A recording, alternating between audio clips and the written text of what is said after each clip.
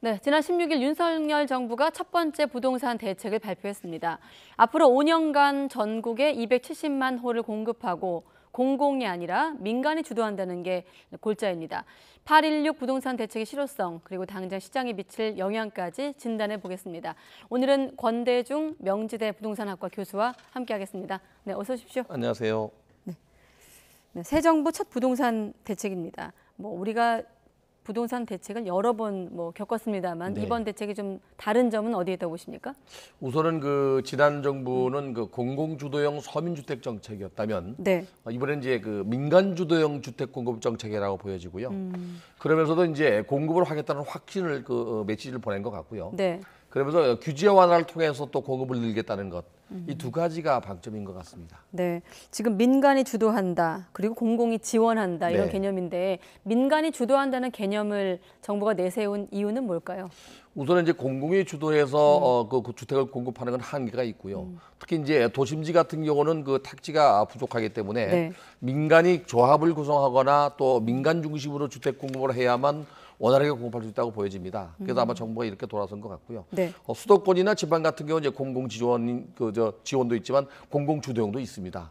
예를 들면 신도시 같은 경우가 이 공공 주도형이죠. 네. 그래서 도심지에는 재개발 재건축이나 또 소규모 정비 사업 또 도심 복합 개발을 통해서 민간이 주도하되 네. 공공이 지원하는 걸로 이렇게 이제 주택 공급을 늘리는 쪽으로 방향을 잡은 거죠. 네, 민간이 주도하고 공공이 지원하게 네. 되는 이번 대책 좀 구체적인 내용을 살펴볼 텐데 지금 일단 물량이 어느 정도 늘어날까? 지금 5년 동안 270만 호거든요. 네. 좀 구체적으로 들여다본다면 어떤 점이 좀 눈에 띄십니까? 우선 이 발표하기 전에 그랬죠. 250만 호 플러스 알파라고 그랬잖아요. 네. 그 알파가 바로 이제 신도시의 13만 가구였어요. 원래 257만 가구였거든요. 네. 이게 270만 가구인데 정비 사업을 통해서 지금 화면에 나오듯이 52만 호가 있고요.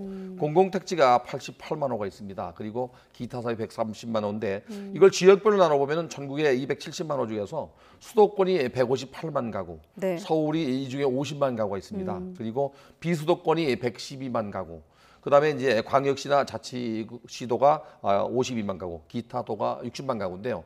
여기서 눈여겨볼 만한 것이 바로 이제 전국에 늘어나는 게 13만 호인데 네. 수도권은 오히려 29만 호가 늘었습니다. 근데 이제 비수도권은 16만 호가 줄었어요.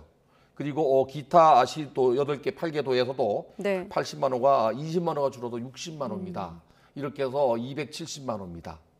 여기서 이제 제가 드리고 싶은 말씀은 270만 호가 윤석열 정부 임기 내에 입주 물량은 아닙니다. 택지를 준비하거나 또 인허가나 이 정도 가지 않겠나 하는 생각이 들어요. 그중에 이제 지금 진행되고 있는 내용 주택 공급들을 아마 차질 없이 진행한다면 입주 물량도 나오겠죠. 이번에 발표한 것은 주거 안정을 위해서 정부가 이제 공공 주도형 플러스 민간 주도형, 민간 지원형으로 바꾸면서 주택 공급을 늘리겠다는 어떤 시그널을 보내는 거 아닌가 하는 생각이 듭니다. 자, 말씀하신 대로 언제까지 입주 계획 어디에 짓겠다는 건 지금 빠져 있는데 그럼 신규 택지 입지 규모 공급 시기 좀 대략 언제쯤 예상할 수 있을까요? 신규 택지는 아마 10월, 11월 중에 발표할 것 같습니다. 네. 지금 3기 신도시가 31만 가구 정도가 지금 토지 보상이 나가고 있거든요. 네. 그리고 광명시흥지구가 이게 8만 가구입니다. 이거 지금 지구지정도 못하고 수정도 못하고 있는데 아마 토지 보상이 나가면 그걸 포함해서 새로운 택지 13만 가구는 아마도 한 번에 이렇게 한 단지가 13만 가구 나가는 게 아니고 네.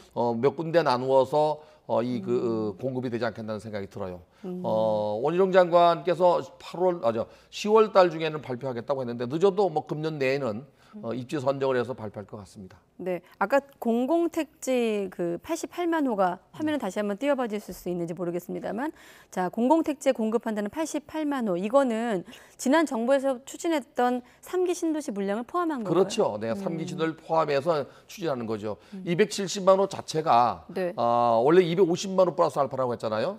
이게 김현미 장관 당시에 127만 가구 플러스 알파가 있었고요. 네. 그다음에 이제 변창흠 장관이 84만 6천 호를 발표한 게 있습니다. 이 두 개를 합쳐도 210만 호가 넘습니다. 거기 이제 추가로 한 4, 50만 호 늘린 건데 결국에 270만 호가 되면서 한 50만 호 정도가 더 늘어난 겁니다. 그렇군요. 자, 앞서도 말씀하셨습니다만 신도시 건설보다는 재건축, 재개발을 좀 늘리는 방향입니다. 그렇다 보니 재건축 초과 이익 부담금은 좀 줄여주고 안전진단 기준은 좀 낮추는 그런 카드를 꺼내들었거든요. 네. 이 같은 방향 자체는 어떻게 평가하십니까? 우선은 공공택지는 뭐 도시 외곽에 만들 수 있지만 도심지에 택지를 만들 수 없기 때문에 네. 그동안 답보 상태에 있거나 재건축을 못하는 단지들이 원활하게 갈 수 있도록 규제를 완화하겠다는 거거든요. 예. 그 대표적인 게 이제 초기 단계인 안전진단을 완화하겠다는 겁니다.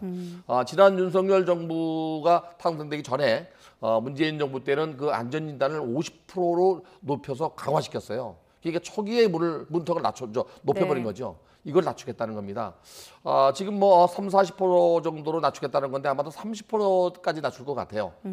그리고 이제 사업이 진행되는 단계에서는 재건축 초과이익 환수제가 이제 걸림돌이 되고 있거든요. 네. 이 재건축 초과이익 환수제를 좀 대폭 개선하겠다는 겁니다. 그래서 장기 보유 1가구 1주택자에 대해서는 부담금을 감면해주고, 그다음에 이제 그 공공의 그 적정성 평가라는 게 있거든요. 네. 이거는 지방으로 이양해서 사업을 원활하게 하겠다. 그런 것 같습니다. 네. 문제는 이제 정비 사업을 통해서 공급을 늘리겠다고 하는 세대수가 50만 건은 넘잖아요.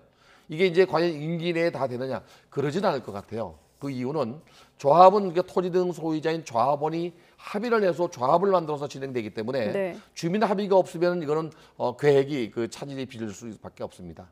그래서 그렇군요. 규제 완화가 바로 공급 혁신이라는 그 방향성을 잡은 것 같아요. 방금 말씀하신 재건축 초과이익 환수제 이 말 자체는 한 10년 전부터 들어온 것 같은데 그렇죠. 계속 지금 시행이 미뤄오면서 참고로 이 제도 같은 경우 이제 과도한 가격 상승을 막기 위한 이제 부담금을 말하는 건데 어떻게 좀 예상하십니까? 아직 국회 통과도 좀 안 된 상황이라고 알고 있거든요. 네. 이 계속 초과이익 환수제는 개발이익 환수에 관한 법률에 의해서 만들어진 겁니다. 네. 그래서 2012년도부터 이제까지 부과된 사례는 없고요. 계속 미뤄왔습니다. 네. 이제 부동산 시장이 침체될 때마다 이거를 연계해 왔는데요. 지금 현재 그 초기에 예고 당시에 이제 어느 정도 나올 걸 예고하거든요. 그리고 준공 이후에 이제 산정해서 부과하는데 많은 단지들이 재건축이 끝났는데도 불구하고 일단 부과가 되지 않은 상태고요. 납부한 단지도 거의 없습니다. 네. 근데 예고 당시에 뭐 한 1억 정도 나왔다면 실제로 한 4, 5, 6억 정도 나오다 보니까 이 재건축 부담금이 지금 이제 뜨거운 감자로 떠오르고 있죠. 아마 여야 합의에 의해서 어느 정도는 낮춰질 것 같습니다. 지금 뭐 여당이 지금 계획하고 있는 것은 지금 개발 이익이 3천만 원이 넘는 경우에 최대 50%까지 물리게 돼 있는데요. 네. 이거를 1억으로 좀 올리겠다는 예상인 것 같아요. 그러면서도 이제 물리는 부담금이 50%를 30%까지 낮추고 누진 과세한다는 방식인데 그래 됐을 때 과연 시장에서 어느 정도 수용될지는 모르겠어요. 네. 대폭 낮추지 않고 어느 정도만 낮추는 것 같아요. 단지 야당이 이제 다수당이기 때문에 개발 이익에 대해서는 환수해야 된다는 그런 원칙 하에서 합의가 쉽지만은 않을 것 같습니다. 네, 그렇군요. 자, 도심의 재개발도 민간 주도로 활성화하겠다라는 계획이 나왔는데 사실 지난 정부에서도 도심 공공주택 복합 사업인가요? 이제 네. 추진을 했지만 여러 가지 뭐 주민 반발도 있었고 복잡한 이해관계 때문에 잘 되지 않은 걸로 알고 있는데 어떻게 좀 예상하십니까? 민간이 주도하면 정말 공급의 속도를 낼까요? 그럴 수 있습니다. 지난 정부가 한 47군데인가요? 이렇게 신청을 했다가 다 주민들이 반대해서 한 7, 8군데가 추진되고 있습니다.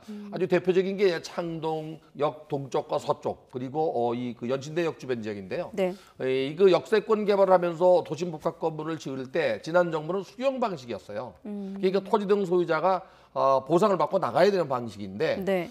이번 윤석열 정부는 수용 방식이 아니라 민간 중심 방식으로 공공이 지원하는 방식으로 추진하고 있어요. 그럼 주민들이 원하면 되는데 주민들이 과연 어떨 때 원할 것인가? 그래서 추진될 경우에는 용적률도 500% 이상 상향해주고 세제 혜택도 주면서 여러 가지 사업 여건을 만들어주고 있습니다. 가장 중요한 것은 결국에 주민의 합의입니다. 네. 주민이 참여해야만 그게 사업이 가능한데 이전 정부보다는 민간 중심이기 때문에 성공할 확률이 높다고 보여집니다. 아, 그렇게 예상하시는군요. 네. 자, 그런데 지금 이런 정책을 한번 지금의 시장의 상황과 대비해 보면 네. 민간의 협력을 좀 끌어내는 것이 그렇게 쉽지만은 않거든요. 뭐 잘 아시겠지만 부동산 시장도 침체되어 있는 네. 상황이고 원자재 가격 급등 같은 좀 대외적인 환경들도 있는데 이렇게 되면 좀 어떻게 예상할 수 있을까요? 우선은 이제 정비 사업 자체가 뭐 1년, 2년 만에 끝나는 게 아니고요. 적어도 뭐 10년도 걸리고 그 이상도 걸릴 수 있거든요. 네. 정부가 지원한다 하더라도 최소한 5년서 한 10년 정도는 걸리는 사업인데 이번 정부가 정비 사업을 통해서 공급을 늘리겠다고 하는 것은 지금까지 추진해 온 단지를 포함시켰기 때문에 이제 물량이 나온 거고요. 네. 지금부터 시작하는 단지들은 아무리 빨라도 4, 5년 이상 걸립니다. 지금 부동산 시장은 금리가 상승되고 있고 또 물가가 상승되고 있기 때문에 원재재 상승에 따르는 원가 비중이 높아져서 사업성이 없어진다고 봐야 돼요. 낮아진다고 봐야 되는데 네. 지금 추진하는 게 당장 분양 물량이 아니기 때문에 아마도 주민 합의라든지 또는 이 동의서를 받으면서 사업 승인을 받거나 사업 추진은 진행될 거로 보여집니다. 그러나 이제 이게 물량이 그 분양 시장에 돌아왔을 때, 분양이 돌아왔을 때는 아마 시장을 상황을 분석해서 탄력적으로 공급하지 않겠나 생각이 듭니다. 아, 그렇군요.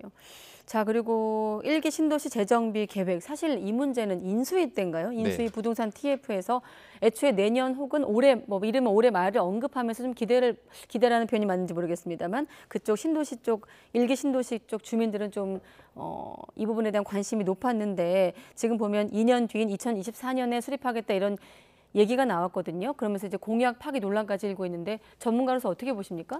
저는 제가 만약에 그 대통령에 출마해서 공약을 내놓는다면 이렇게 1년 만에 내놓겠다고 얘기는 안 했을 것 같아요. 이 그 일기 신도시 중에 분당을 예를 들면 분당이 97,600가구가 삽니다. 네. 그리고 전체 도시가 이 97,600가구가 살 수 있도록 도시 기반 시설이 되어 있습니다. 근데 이거를 살아오는 환경으로 바꿔서 용적률 300% 또는 400%, 500% 올리게 되면 네. 세대 수가 많이 증가하거든요. 증가할 때 그 증가 속도에 따라서 증가 양에 따라서 도시 기반 시설이 전혀 달라지게 됩니다. 그래서 이렇게 도시 기반 시설이 전혀 달라지는 마스터 플랜을 다시 짜려면 네. 적어도 1년, 2년 만에는 안 된다고 보여져요. 근데 아마 선거 기간이기 때문에 당장 뭔가 되는 것처럼 이렇게 공약을 내놓은 거 아닌가.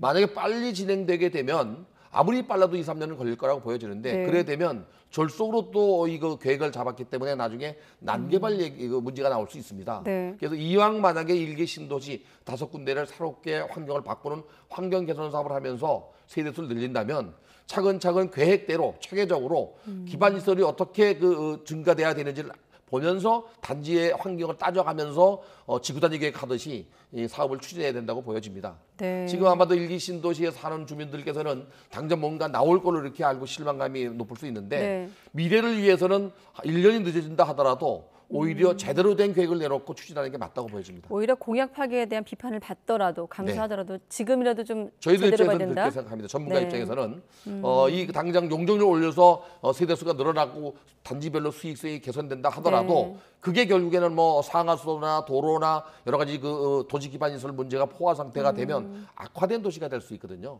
그래서 정말로 제대로 된 도시를 만들려면 공청회도 거치고 또 주민 의견도 듣고 또 정부의 안도 내놓고 해서 합의를 본 상태에서 기본 마스터 플랜을 짜야 된다고 보여져요. 네. 여론이 워낙 악화하니까 대통령실에서 급하게 이제 부랴부랴 네. 브리핑을 열었는데 그때 말했던 올해 말 혹은 내년은 마스터 플랜 수립에 착수한다는 뜻이었다라고 이제 청와대에서 그렇게 얘기를 네, 해명은 했죠. 했습니다. 청와대가 아니라 대통령실에서. 네, 대통령실에서 그렇게 언급을 했습니다. 자, 그리고 또 한 가지가 지금 지난 6월에 1세대 1주택자 종부세 부담을 줄여주겠다라고 이제 발표를 하지 않았습니까? 지금 네. 이것도 조금 말 바꾸기 논란 이를테면 네. 지지부진한 상황인데 네. 이건 어떻게 시장에 좀 영향을 미칠까요? 지금 종합부동산세가 지금 그 법률 개정안이 8월 20일까지 되지 않으면 네. 고지서 나가는데 문제가 생겨요. 이게 11월 30일까지 이제 고지서가 나가야 되는데 지금 1가구 1주택에 대해서는 지금 여야 합의된 게 11억이었어요. 네. 9억이 11억으로 올라갔는데 이걸 이제 14억으로 올리겠다는 얘기거든요. 그리고 기본적인 다주택자의 그 종합부동산세가 6억에서 9억으로 올리고 네. 그리고 또 하나는 이제 3억 원 이하의 주택을 구입하는 경우 이제 한옥은 4억입니다. 지방의 읍면동 같은 경우는 1가구 주택에서 빼준다는 얘기거든요. 네. 다주택자에서.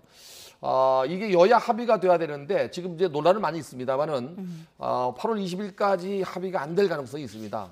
그렇게 되면 아마 특별위원회를 만들어서 다시 합의 부분은 가능성이 있는데 네. 먼저 이렇게 공약을 내놓고 추진하다 보니까 합의가 늦어지는 거 아닌가. 물론 이제 다수당인 야당도 여기에 대해서 아주 부정적이진 않아요.